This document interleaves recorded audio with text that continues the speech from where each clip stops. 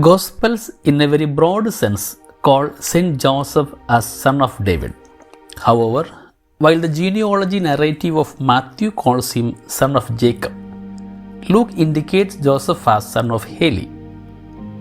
A seemingly satisfactory answer to those contradictions about the family roots of Saint Joseph is available in the writings of Sixtus Julius Africanus, a historian from the 2nd century.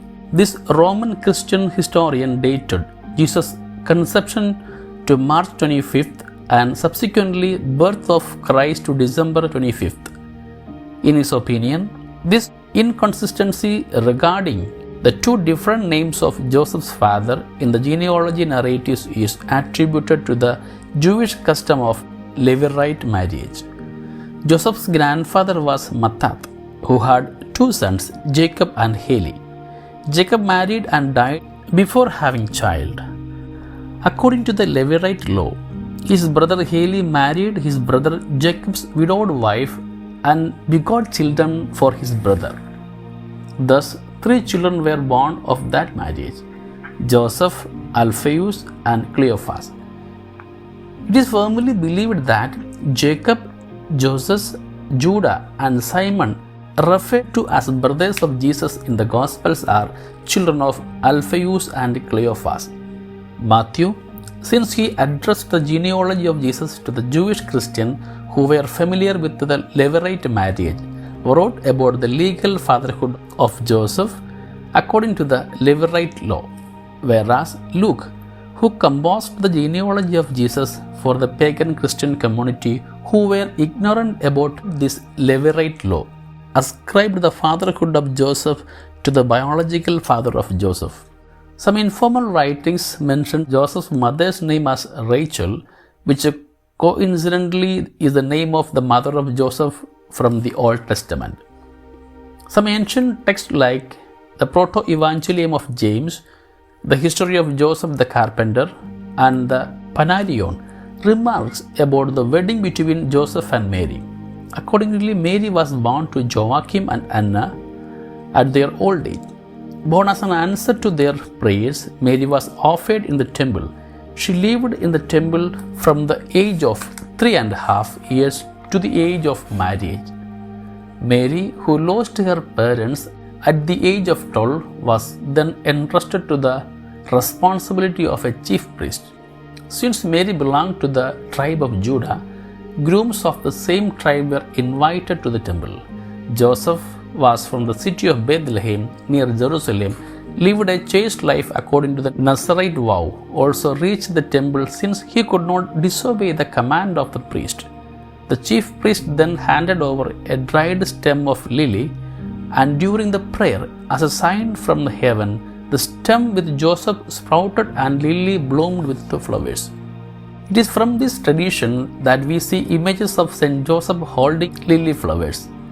During their betrothal, the chief priest blessed them, saying, "I command and entrust to you the most holy Virgin of Israel. Be more and more worthy of her." And to which Joseph replied, "I will put my strength and my manly authority at her service, and no sacrifice on her behalf will be heavy for me." Similar narratives can be found in the poem of The Man God by Maria Valtorta. After the betrothal, since she had already lost her parents, she went to the house at Nazareth and lived there. It is here that she receives the Annunciation. According to the narratives in the book, the day Christ died, Joseph was 26 at the time of betrothal and was a carpenter. It could be assumed that, being a carpenter, Joseph migrated from Bethlehem to the city of Sepphoris, which was just 6 kilometers from Nazareth, in search of a job. There are very strong traditions which say that Mary's parents lived in the city of Sepphoris, where the Crusades later constructed a church in the name of Saint Anna. Some informal texts and traditions tell about the last moments of Saint Joseph. It was when Jesus was about 30 years old that Joseph died. Saint Bede of England mentions in his writings that Joseph was buried at the valley of Josaphat near Jerusalem. Since the 14th century, the commemoration of the death of Saint Joseph is made on March 19. Saint Francis de Sales as well as Saint Alphonse Liguori considered him the patron of a happy death. Early church traditions proclaimed the death of Saint Joseph to be the most fortunate death. After all, a death in the presence of Jesus and Mary. What can be more fortunate than that? Maria Valtorta, in her Of the Poem of the Man God, elaborates the vision of Saint Joseph at his death. The tradition of the Church has always acknowledged and venerated Saint Joseph, the protector of the Holy Family and the Holy Catholic Church. A theological vision about Saint Joseph in the traditions of the Church is first seen in the writings of Saint Jerome. Later, in the 4th century, in his writings against Helvidius, Jerome establishes and defends the claim that not only Holy Mary but Saint Joseph himself was a celibate. In the 8th century, Saint Joseph began to be known as caretaker of Christ and foster father of Jesus. By the time of Thomas Aquinas, in his Summa Theologica, Saint Joseph was referred to the protector of the Holy Family and especially as the protector of Mary and infant Jesus. Between the 16th and the 19th century, veneration towards Saint Joseph flourished in the Church. Prayer to Saint Joseph, novena to Saint Joseph, litany of Saint Joseph, scapulars, etc. developed in the several parts of the world during this period, and several such devotional practices also developed along with the several religious congregations. Saint Francis de Sales, in his book Introduction to Devout Life, advises that for a right growth in spiritual life, after making a proper examination of consciousness, each one must ask for the intercession of Holy Mother, Saint Joseph, and each one's patron saint. Saint Teresa of Avila as well as Saint Teresa of Lisieux, in their spiritual journey, always treasured their devotion to Saint Joseph. It was in the 15th century that Pope Sixtus V declared March 19th as the feast of Saint Joseph. Pope Pius IX in 1870, by his decree named Commodum Deus, declared Saint Joseph as the patron of the Universal Church. Later, in 1889, Leo XIII, in his encyclical Quam Pluris, exhorted the Universal Church to ask for the intercession of Saint Joseph.